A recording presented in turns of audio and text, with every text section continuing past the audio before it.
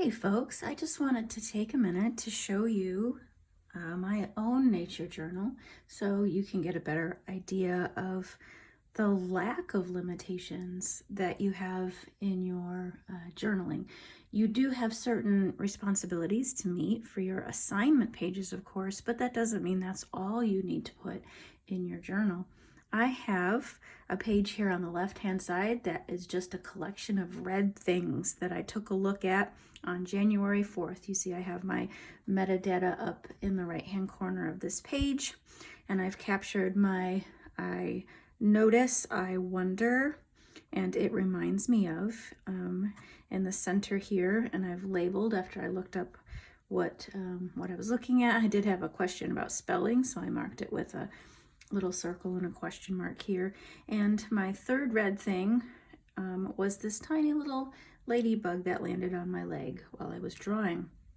But you can see the right-hand side is much plainer. It's simply an identification page, which I've put here because I was looking up information about lichens, and I recopied here what I saw in the infographic that I found, these 3 different types of lichens with their labels of what the categories are called, and then just a tiny little bit of information about lichens.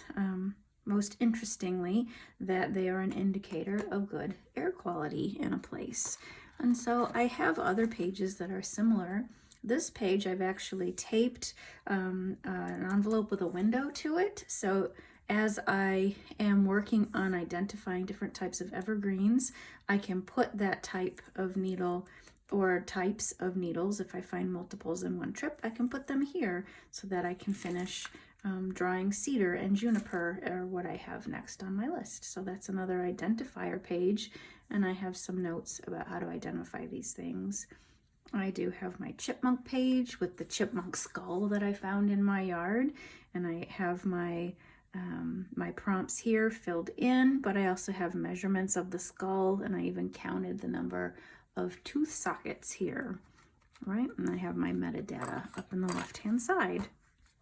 I have the moss page that you'll see in the sample paper, and then I have kind of a boring page here on the left-hand side. We were at an outdoor festival, and the only thing to draw near me at the time was grass. So I drew and identified these little grasses and drew the church that was across the street from the park.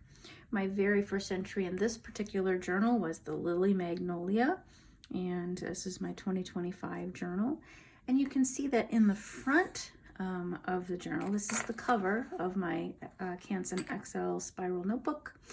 You can see that I added notes about things to look at, so I don't have to try to remember those when I'm out in the field, right? I have my little cheat sheet here. And I also have in the back cover, I have a color identifier. So kind of like what Marley Pfeiffer is showing in the video link for this week's assignment, I have kind of a cheat sheet of color as well, where I can point to what color something might be without having to worry about color matching it when I'm out in the field, because I have a limited number of supplies. I don't take, I don't take my entire collection of watercolors right with me when I'm out drawing. I just have my limited number of colored pencils. So having something I can point to and say, hey, it's May green, or it's denim yellow plus Prussian blue, right? Something that I can label what color something might be, or the closest blue it might be for a sky or a body of water. So that is what my nature journal looks like. So I don't want you to feel like you can only do the things that I've assigned. I got lots of space left. That you only have to do the things that I've assigned. You have a lot of freedom within your journal to make it artsy, right? And have more paintings, or make it kind of like integrate some junk journaling techniques with envelopes and pockets.